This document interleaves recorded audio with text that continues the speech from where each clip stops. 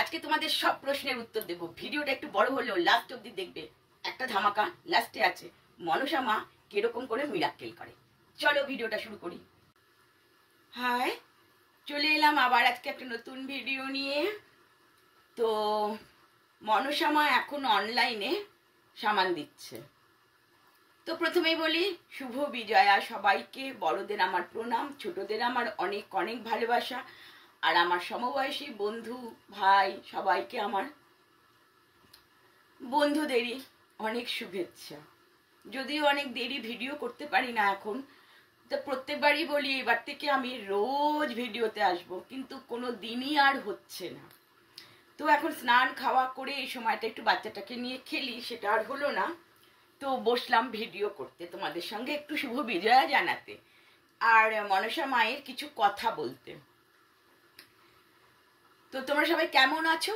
আমি তো ভীষণ ভালো আছি, আর বরাবরের মতন একই কথা বলবো, আমি সব সময় ভীষণ ভালো থাকি। পুজো কেমন কেটেছে? আমার ভীষণ ভালো কেটেছে, ঘরে বসে। তো আমার প্রতিদিনই পুজো, লক্ষ্মী পুজো ভীষণ ভালো কেটেছে, ঘরে পুজো হয়েছে। তো আমাদের বাড়িতে আমরা 4 যা, তো আমাদের 4 জনের ঘরেই লক্ষ্মী পুজো হয়। তার কারণ আমাদের হাড়ি আলাদা আর সবার ঠাকুর ঘরও আলাদা, তার জন্য লক্ষ্মী পুজোটা সবার হয়। আদার্স আর কোনো পুজো সবার হয় না। মানে যেরকম আমি মনসা পুজো করি, যেরকম আমি তোমার জন্মাষ্টমী করি, এইগুলো সবাই করে না। তো সেখান থেকে বলবো লক্ষ্মী পুজোটাও খুব ভালো কেটেছে। তোমাদের পুজো কেমন কাটলো অবশ্যই জানিও। আর তোমাদের সবার বাড়িতে লক্ষ্মী পুজো হয়েছে, লক্ষ্মী পুজো কেমন হলো। তো চলো মনসা মায়ের কিছু কথা বলি। প্রথমেই সব কি বলবো, খারাপ কথাগুলো বলবো। খারাপ কথা বলতে ভাল লাগে না, তবুও বলবো। খারাপ নেগেটিভ প্রশ্ন, দেখো আমার যদি 500টা পজিটিভ মানে কমেন্ট আসে, একটা নেগেটিভ কমেন্ট আসে। তো তার উদ্দেশ্যে বলছি, দেখো তুমি আমাকে কমেন্ট করেছো, তো মনসা মায়ের কাছে গেছিলাম, আমার কোনো কাজ হয়নি, আমার টাকাটাই নষ্ট হয়ে গেছে। দেখো তাকে আমি বলছি, কোনো মন্দিরেই না যখনই যাবে না, মনের মধ্যে ভক্তি শ্রদ্ধা নিয়ে যাবে। মনসা মা কিন্তু ওই মা কিন্তু ম্যাজিক নয় যে তোমাকে একটা কিছু দিল আর কাজ হয়ে গেল। ধৈর্য ধরো, ধৈর্য ধরতে হবে, অনেকটা সময় তোমাকে অপেক্ষা করতে হবে। মনসা মা কিন্তু ভক্তি দেখে, শ্রদ্ধা দেখে, ধৈর্য দেখে। তো সেখান থেকে বলেছে আমার টাকাটা নষ্ট হয়ে গেল, আমার কোনো কাজ হলো না। তো তাকে আমি বলবো যে তাহলে তোমার ভক্তি নেই, তাহলে তোমার বিশ্বাসটাও নেই। তোমার নেগেটিভ চিন্তা ভাবনা থাকলে সেখানে কখনো কোনো কিছুতে কাজ হয় না।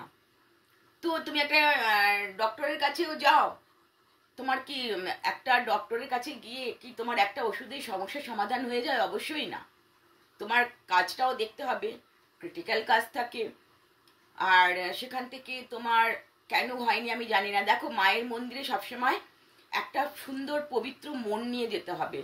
ওই কে আগে করে নিল, এই আমার লাইনটা আগে ছিল তাকে আগে দিয়ে দিল, এই ওর থেকে কত টাকা নিচ্ছে দেখি তো। তো এইগুলো যদি তুমি মনের মধ্যে এত নেগেটিভ চিন্তা ভাবনা নিয়ে যাও, সেখানে তোমার কাজ হওয়াটা তো মুশকিলই, তাই না? মা তো মন বোঝে, যেই দেবীটি বসে আছেন সে তো মন বোঝে। তার জন্য তোমার হয়তো কাজ, তোমাদের বলবো না, সবার কাজ হয়। আমি লাস্টে বলছি, শুধু শুনবে মানুষ কিরকম ভক্তি, মানে কত মিরাক্কেল পাচ্ছে। তো সেখান থেকে তোমাকে বলবো তোমার মনে কোনো ভক্তি বিশ্বাস ছিল না, তাই কাজ হয়নি। আরেকজন বলেছো যে উনি এখন 250 টাকা করে সামান দিতে নেয়, 500 টাকা করে আরেকটা সামান দিতে নেয়। আমি তোমায় একটা কথা বলি বাবু, শোনো, তুমি আমার ছোট কি বড় আমি জানি না, বা ছেলে কি মেয়ে তাও জানি না, আইডি দেখে বোঝা যায় না, আমার এত নামও মনে নেই, আর আমি নাম মনে থাকলেও আমি এখানে নাম বলবো না। তো তোমায় বলছি, তোমার উদ্দেশ্যে দেখো, মা তো আর ওর মধ্যে ওই ফুল বেলপাতা ঢুকিয়ে দিয়ে দেয় না। তোমার কাজ, তোমার প্রবলেমে কি প্রবলেম, সেই প্রবলেমের ওপরে ডিপেন্ড করে মা জিনিস দেয়। আর জিনিসগুলো তোমাদের সামনেই বসে বসে বানায়, মা কিন্তু বানিয়ে রাখে তোমাকে দিয়ে দিচ্ছে এমনও করে না। তো ওই যে জিনিসগুলো দেয় ওগুলোকে হাওয়াতে তো উড়ে উড়ে আসে না, ওগুলো কিনে আনতে হয় পয়সা দিয়ে, ওগুলো পয়সা দিয়ে কিনে আনতে হয়। তো ওটা কি আসামা পয়সা দিয়ে, নিজের পয়সা দিয়ে কিনে তারপরে ভক্তদের সেবা করতে বসেছে? এরকম তো মা কখনো কোনো ভিডিওতে বলেনি, তাই না? বলেছে কি? আমার তো মনে হয় না। তো সেখান থেকে পয়সা দিয়ে কিনে আনতে হয়। আমরা যে খাই, বাজার থেকে চালটা কিনে আনি, তারপরে গ্যাস পুড়িয়ে রান্না করি, তারপরে খাই। ওটাকে আবার ভক্তি শ্রদ্ধা দিয়ে রান্নাও করতে হয়। তো সেখান থেকে পয়সা তো লাগবেই। তুমি যে ডাক্তারের কাছে যাচ্ছ, একটা ভিজিট নিচ্ছে, নিয়ে তোমাকে সে একটা প্রেসক্রিপশন লিখে দিচ্ছে, তারপরে তুমি ওষুধটাও পারচেস করছো, তারপরে তুমি ওষুধটা নিচ্ছ, তারপরে তুমি সুস্থ হচ্ছ, তাই না? বলো। আমার মনে হয় তুমি আমার কথাটা বুঝতে পারবে। তো দেখো, আমি প্রত্যেকের কমেন্টের উত্তর দেই। যারা আমাকে ইনস্টাগ্রামে এত কমেন্ট করছো বা আমার ফেসবুক পেজে গিয়ে প্রচুর কমেন্ট করছো, প্রত্যেকেই জানো আমি প্রত্যেকের প্রশ্নের উত্তর দিই। তো আমার একটু দেরি হয়, তবে দেই। তোমরা জানো, যারা আমার ভিডিওটা দেখো বা দেখছো বা দেখবে, তারা জানো। তো সেখান থেকে পয়সা তো দিতেই হবে। পয়সা ছাড়া তোমাকে কোত্থেকে দেবে? এগুলোকে তো কিনে আনতে হয় মাকে পয়সা খরচা করে। তো তোমার উত্তর গেল। তো গুজরাট থেকে একটা দিদি ভাই আমায় কমেন্ট করেছো যে ঘরে বসে মাকে ডেকে তোমার এমনই একটা মিরাক্কেল কাজ হয়েছে যে কাজটা কোনোদিনই হওয়া সম্ভব ছিল না। তো তোমাকে আমি শ্রদ্ধা জানিয়ে বলি, তোমার মায়ের প্রতি ভীষণ ভক্তি ছিল, বিশ্বাস ছিল, ভরসা ছিল, তাই তোমার কাজটা হয়ে গেছে। তো তুমি মাকে অনলাইনে পুজো দিতে চাইছো, অবশ্যই দিতে পারবে। আমি লাস্টে সব বলে দেবো। আরেকটি দিদি ভাই আমায় কমেন্ট করেছো এই ভিডিওর মধ্যে যে তুমি অনলাইনে পুজো দিতে চাও। এই ভিডিওতে করেছো কি ইনস্টাগ্রামে করেছো? দুটোতেই মনে হয় করেছো। তো অনলাইনে পুজো দিতে চাও, তাকে বলবো আমি, তুমি একটা কাজ করো, তোমার 6খানা প্রশ্নের উত্তর আমি দিয়েছি।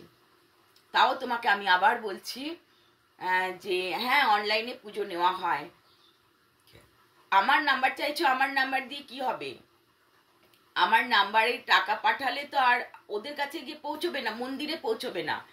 আমার ডেসক্রিপশনে মন্দিরের নাম্বার দেওয়া থাকবে, তোমরা ওই নাম্বারে টাকা পাঠিয়ে হোয়াটসঅ্যাপে নাম গোত্র সব বলে দেবে।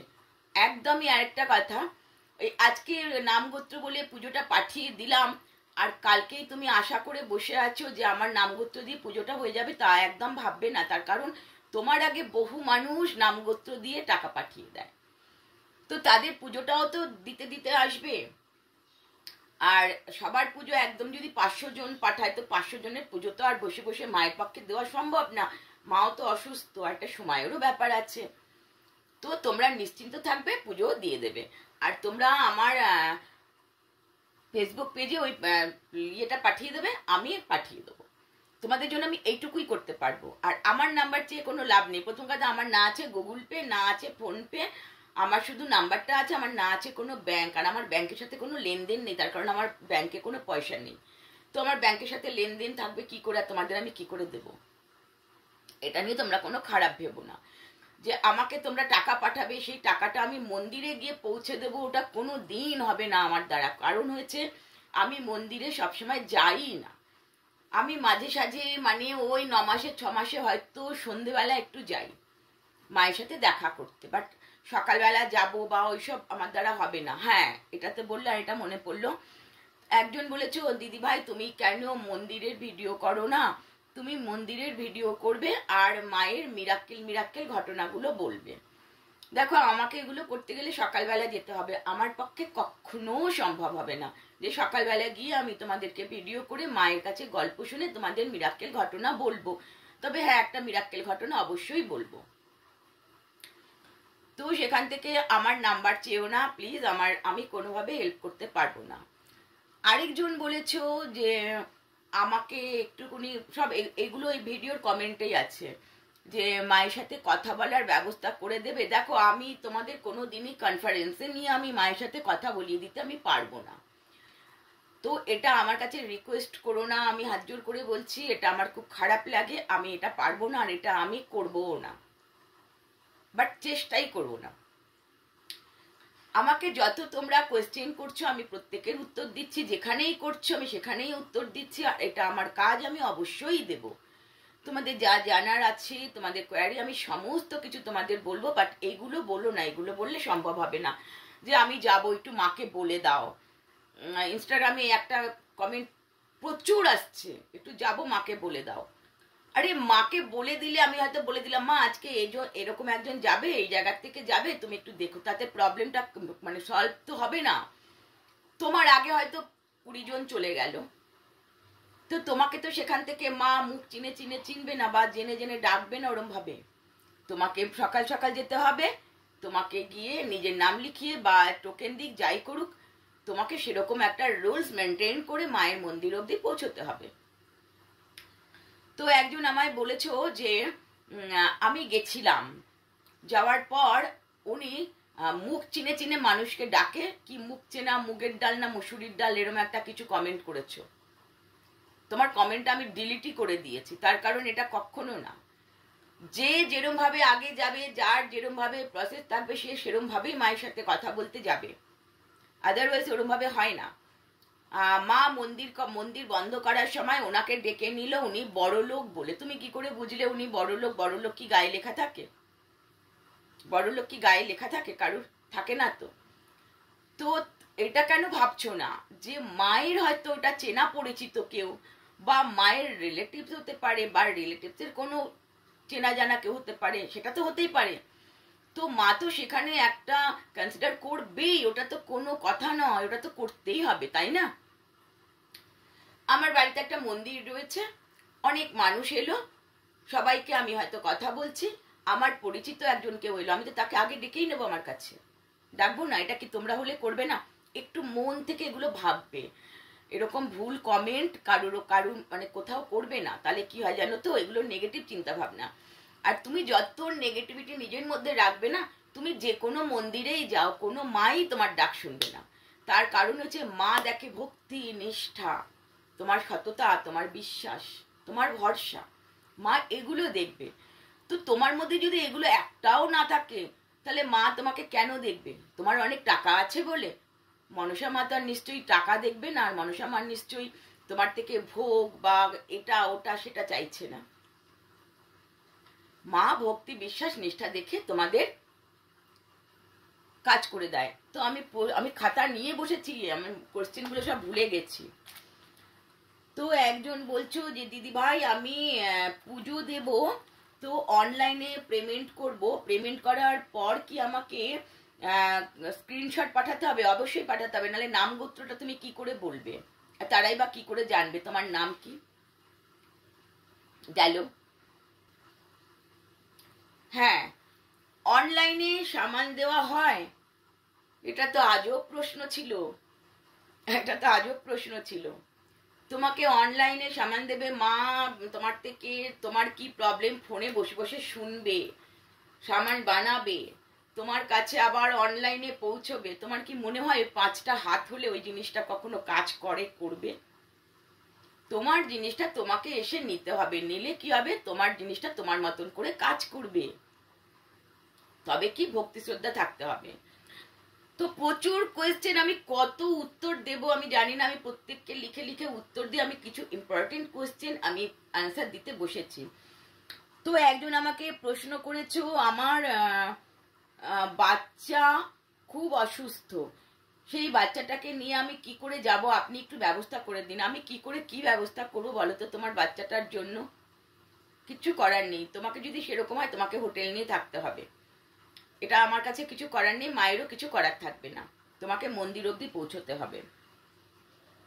উনি অনলাইনে সামানের ব্যবস্থা কেন করছে না সেটা ওনার ব্যাপার, তুমি একদিন এসে ওনাকে প্রশ্নগুলো করো, এগুলোর উত্তর তো আমার কাছে নেই। কি বলবো, আমি কিছু ভাষা খুঁজে পাই না। আমি জিনিস এনেছি 2500 টাকা দিয়ে, 8 মাস হয়ে গেল, আমার কোনো কাজ হয়নি। তোমার উত্তরটা আমি কি দেই বলো দেখি? 8 মাস হয়ে গেল, তোমার কোনো কাজ হয়নি, মা 2500 টাকা তোমার থেকে নিয়েছে জিনিস দিতে? মাথা খারাপ আছে তোমার? আর তুমি তুমি এসে কমেন্টটা আমার কাছেই করেছো, যার সাথে আমার ভীষণ ভালো একটা রিলেশন, তুমি এই মিথ্যে কথাটা বলবে আর আমি বিশ্বাস করব? তুমি আমাকে এই কমেন্টটা করে কি বোঝাতে চেয়েছো?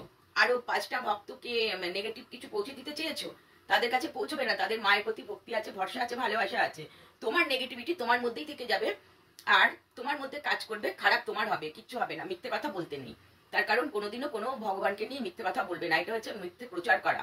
আর প্রত্যেকের মনে যদি তুমি খারাপ কিছু ঢুকিয়ে দাও, মা মনসা যে বসে আছেন সে তো দেখছেন কোনটা ঠিক কোনটা ভুল। কি ঠিক বললাম? যদি ঠিক না বলি তাহলে আবার এসে বলো। হ্যাঁ, তো দিদি ভাই, আমি ঘরে থেকে মাকে ডেকে প্রচুর উপকার পেয়েছি, কিন্তু আমি পুজো দেওয়ার জন্য কিছুতেই যেতে পারছি না। আপনি বলুন কি করব? আপনি যখন আসবেন, আসতে পারবেন, তখন আপনি এসে পুজো দেবেন। আপনার যদি অনলাইনে দিতে ইচ্ছে না পারে, আর আপনাকে যদি মা চায়, আপনার যদি ভক্তি যখন আছে, আপনি যখন কাজ পেয়েছেন, অবশ্যই ভক্তি আছে, মা আপনাকে ঠিক ডেকে নেবে। তো একটা আরো প্রশ্ন আছে, আমি আবার একটা ভিডিও করে আমি এগুলো বলবো, তার কারণ ভিডিওটা প্রচুর লেন্দি হয়ে যাচ্ছে।